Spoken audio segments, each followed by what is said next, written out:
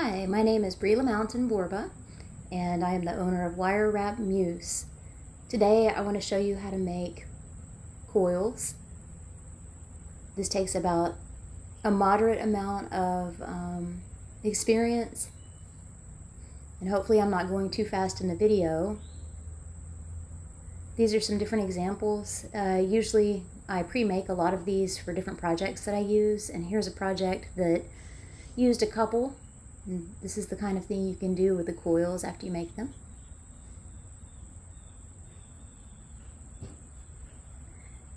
This is another kind of coil that didn't have the final wire wrapped around it, and I like the way that looks too.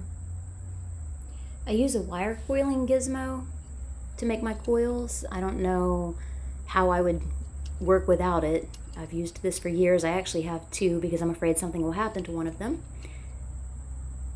It's very, very handy. You can clip it to a table. I use it so often that I just put it between my knees and use it, and this is one of the sizes you can use with it. It actually takes about 5 different sizes. You can tell by the different size holes. You can always make different sizes of coils, and I like the tinier ones. The coiling gizmo makes the work go really, really fast. One thing to note is that when you use the smallest key, you have got to put soap on it or some kind of lubricant before you get started, because the wire will get stuck when you finish wrapping. I just keep this bar of soap in my toolkit, and it helps so much with being able to get the wire back off of the key.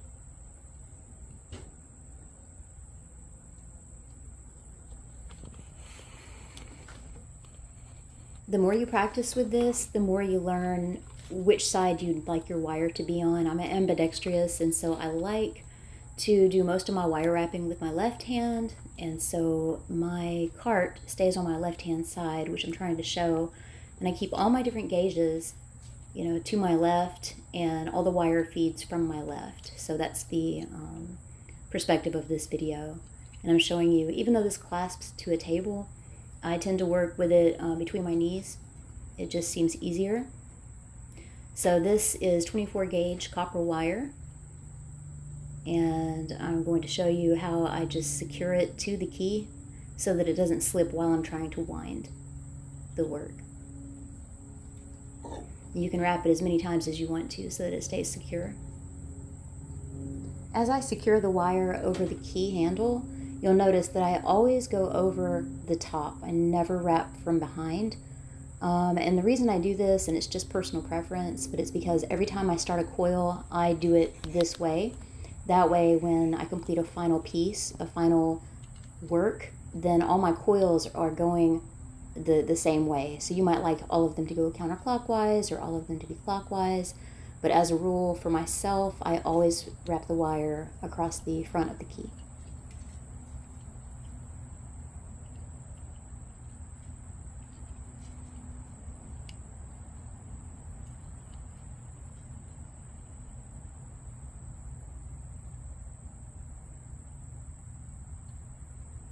It really is this simple. Once you get it started, you just wind it, and it's a little time consuming. It's easier to do it this way than to hold the handle and just turn it. But you just do this until you get to the end of the key.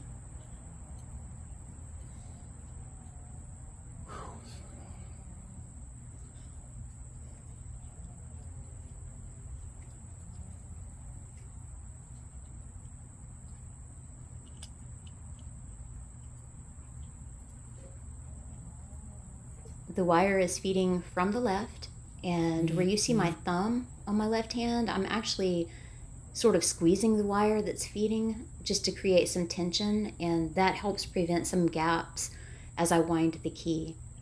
If the wire is too loose coming from the left, it will create gaps, and so when you coil this again, it looks kind of sloppy.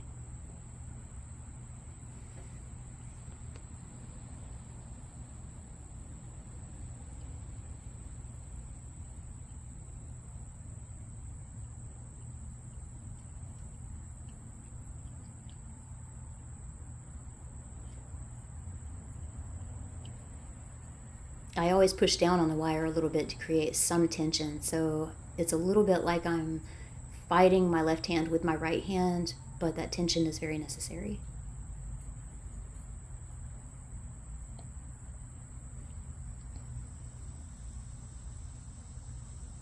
Here you can see that I'm almost to the end of my key, but not really. I like a longer coil, so I go ahead and hand wrap whatever falls out of the jig.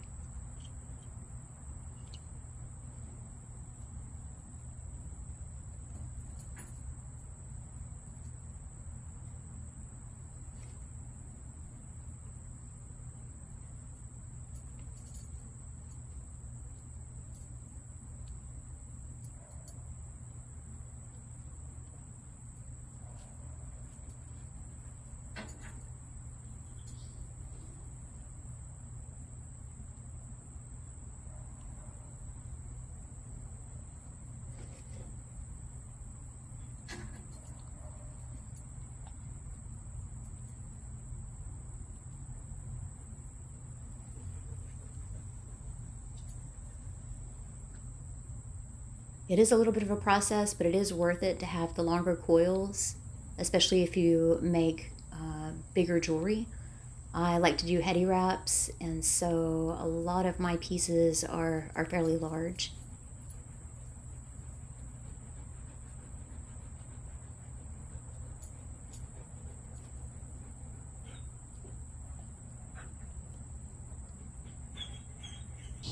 I'm dog sitting, so you can hear my daughter's dog in the background. A couple minutes.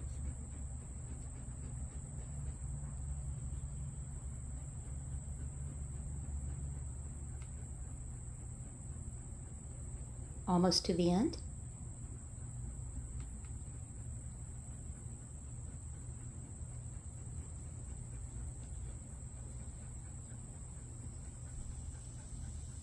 And now we are going to leave about an inch. We're not going to cut the wire all the way up to the key. And right here I'm just using flush cutters.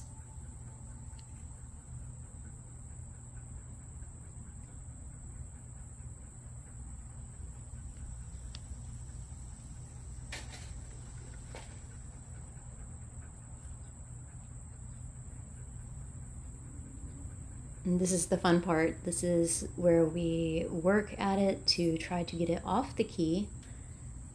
And it's always helpful when we leave a little piece of wire at the bottom and the top, depending on how we have to pull this off of this thing.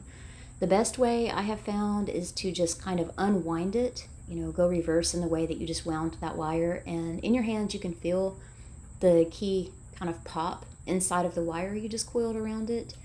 And thank goodness we used the soap on the wire, on the key first, because I can tell you this wire would never come off. It would never come off. So it takes a little muscle, and sometimes I have to work with it for a few times before it finally releases, and it never comes off all at once. We just unwind it, and we feel it pop in there a few times and loosen up, and eventually it comes right off, and you can see a bulk of it is off.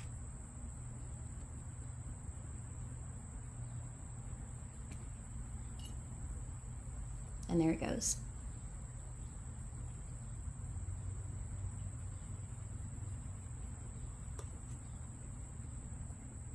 Let's cut those ends off.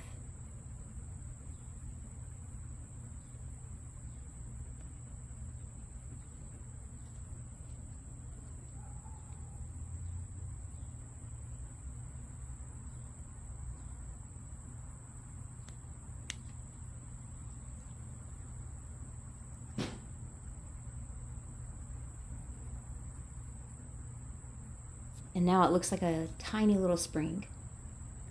Right now I'm just taking Xeron cutters or pliers and kind of cleaning up that pointed edge from where I just used the flush cutters to cut the extra little piece off. You don't want to do this too hard or you'll squish it. This should be more like a bead that you can thread another piece of wire through, because there are 2 more steps to this process.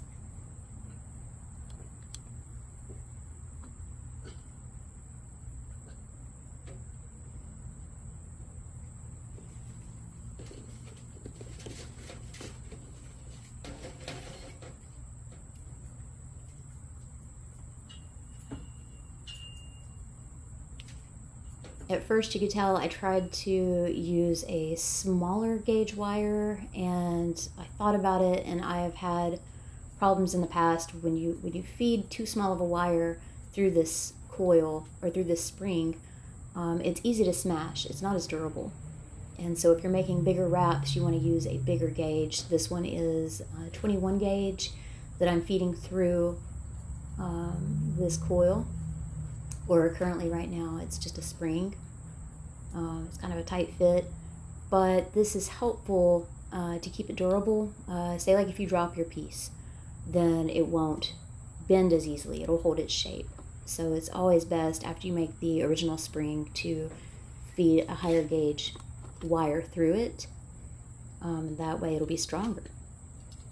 And now we're just going to repeat the first process and affix this to the key.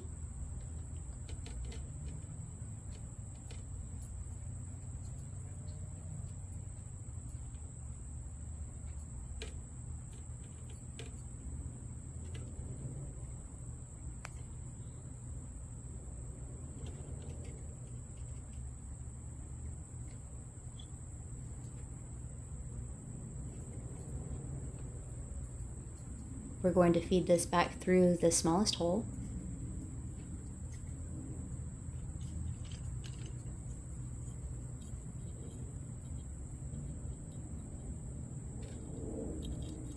This part is a little trickier, and you are about to see what happens if you just twirl the handle and don't actually pinch the place where you affixed the thicker wire. You can see it came right off.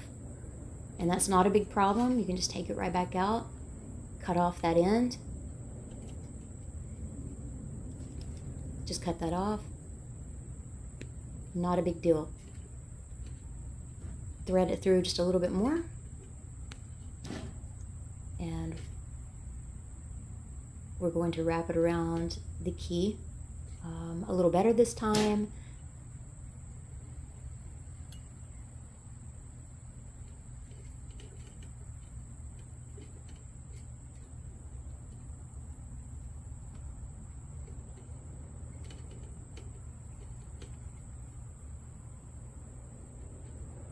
That should do it, but this time I'm going to hold on to the key where I wrapped the wire around it so it doesn't slip this time. The heavier gauge wire is just a little bit trickier, takes a little bit more muscle, and as you work with this, you learn the right tension. So I usually wrap it a couple of times, and then I hold tension with my left hand, as usual. The wire I threaded through the spring, I did not cut off of my spool. It's important that you don't cut that loose, because after you coil this, it really does use a lot of wire on the inside. So what I've done in the past is try to cut pre-lengths, and then I've run out of wire before my coil was wrapped.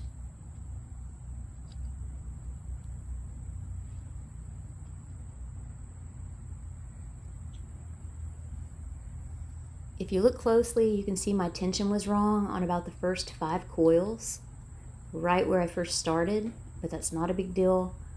When I get to the end, I'm going to spin this 3 times, and then I'm going to show you how to fix it.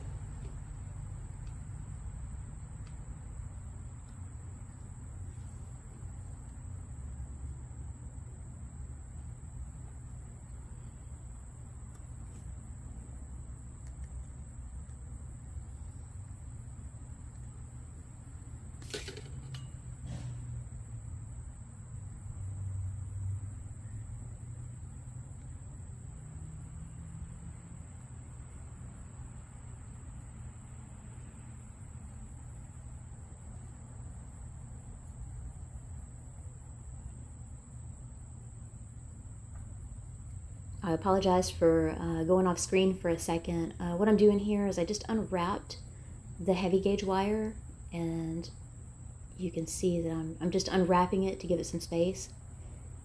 And now I'm just going to use my hands to kind of tighten those up to where they visually they look like the rest of the coils that had the proper tension. Not a huge deal. A lot of times the ends of your coils get tucked into the projects and no one sees them.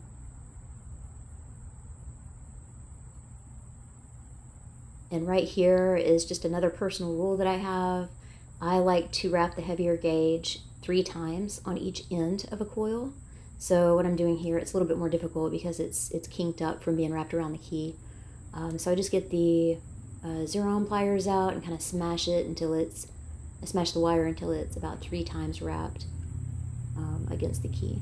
So then I have 3 kind of loops around each end of the coil.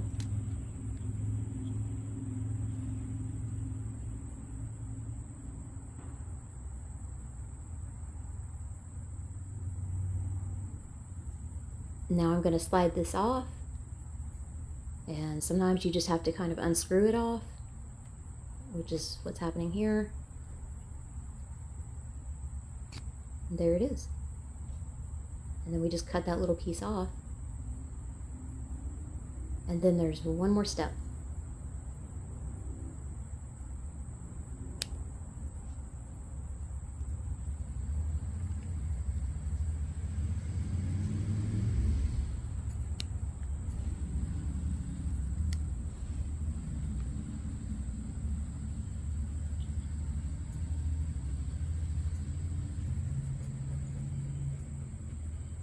All I'm doing here is kind of cleaning up the ends where I just made the cuts so that it doesn't scratch. And you do not want to squeeze that too hard. You see how this is really a bead? Coils are actually beads. You should be able to put another wire through them, thread them onto something and wire them to your work. And there it is. One more step. Right here I'm using 24 gauge. And I'm just hand wrapping, just wrap it around the ends a couple times. That's why it's important to put about 3 rings in the prior step, so you have something for this wire to hold on to. And then we just spin it. And I look at the difference between the coil that doesn't have this and how nice this looks once we add this wire. It just really cleans it up. It looks really nice.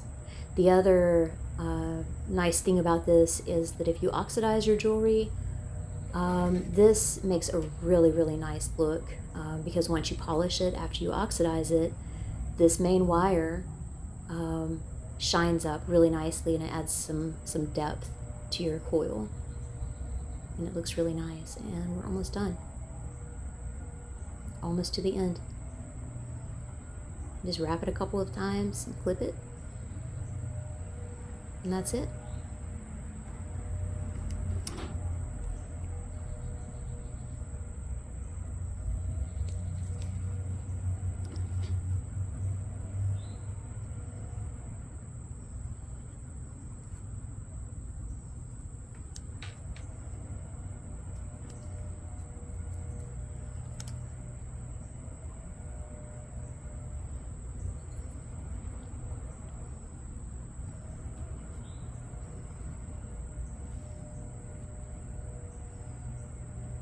Here are coils in different sizes.